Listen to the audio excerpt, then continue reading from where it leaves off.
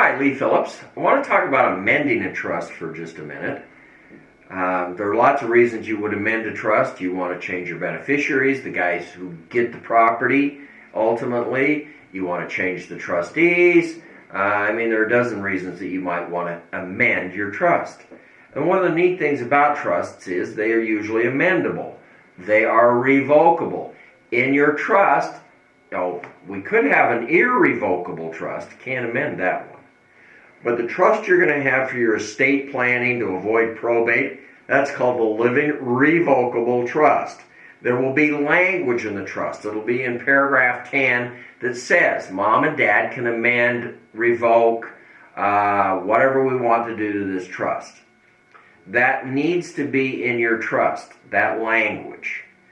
And so when you want to amend it, it's relatively easy. We get a formal amendment. Usually the lawyer does that for you.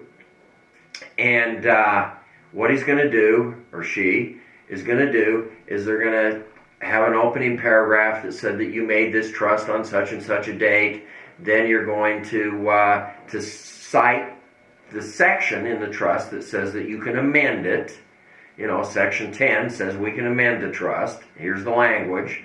And then you say, I want to amend Section 6 of the trust that appoints the trustees, or Section 10 or 11, whatever it is, that says how the property is going to be divided. So you don't amend the whole trust. Now you could amend and restate the entire trust. That's done relatively frequently. But if you're just amending, you're going to amend that one section, and the amendment will say Section 6 is hereby amended to read as follows, and then you just type the new Section 6. You could say Section 4 is amended to read as follows. And so you're going to amend those sections that you want to amend. Then there's usually a paragraph at the end of the amendment which says all other sections of the trust, they remain the same, nothing changes.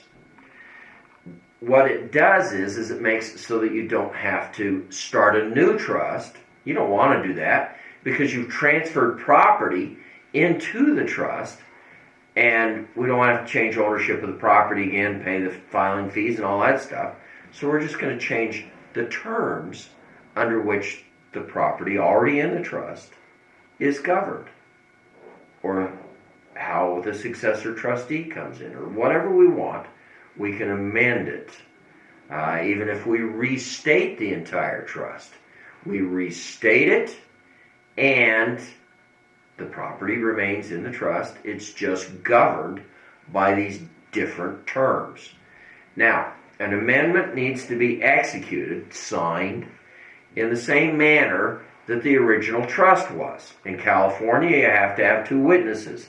Does the trust have to be notarized? No, but it usually is. We sign it, we have witnesses, we notarize it. Today I would have 2 witnesses and I would have a notary for my trust and my amendments, because the states are starting to say this is a testamentary document. It's a document that deals with dead people's stuff. And wills always have to be witnessed. So, if this is acting like a will substitute, is what they say, then why shouldn't it be executed exactly the same as the will? So today on my trusts, I have the 2 witnesses, and I have the notary, which notarizes your signature and notarizes the witnesses' signatures. That's what we call a self-proving trust or a self-proving will, when the notary not only notarizes your signatures, but also the signatures of the witnesses. And we'll talk about that in another YouTube, the self-proving aspect of these things. But you'll have it signed, executed, the same as the trust was. Or if you have the witnesses, the trust didn't have a witness, that's fine. We just did an overkill on this, unless the laws changed, and then we'd kind of like that.